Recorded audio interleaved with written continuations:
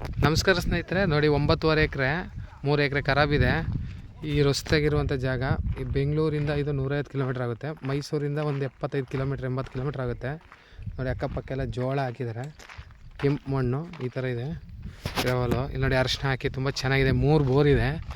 ಒಂದೇ ಸ್ಕ್ವೇರಾಗಿ ಏನು ಪೆನ್ಸ್ ಇದೆ ಅಲ್ಲಿ ಹೋಗ್ತಿದ್ರಲ್ಲ ಅಲ್ಲಿಗೆ ಗಂಟೆ ತನಕ. ಇಲ್ಲಿಂದ ಹಿಂದೆಲ್ಲ ಒಳ್ಳೆ ವ್ಯೂ ಲೊಕೇಶನ್ ಇದೆ ನೋಡಿ. ಸುತ್ತ ಲೊಕೇಶನ್ ತುಂಬ ಚೆನ್ನಾಗಿದೆ. ಟೌನಿಂದ ಬರೀ 2 ಕಿಲೋಮೀಟ್ರ್ ಇದು, ಆನೂರು ಟೌನಿಂದ. ತುಂಬ ಚೆನ್ನಾಗಿದೆ ನೋಡಿ. ಅರಿಶಿನ ಜೋಳ ಎಲ್ಲ ಹಾಕಿದ್ದಾರೆ.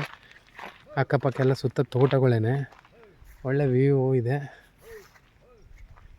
9.5 ಎಕರೆ ಪೇಪರು, 3 ಎಕರೆ ಖರಾಬ್ ಬರುತ್ತೆ ಹೆಚ್ಚು ಕಮ್ಮಿ.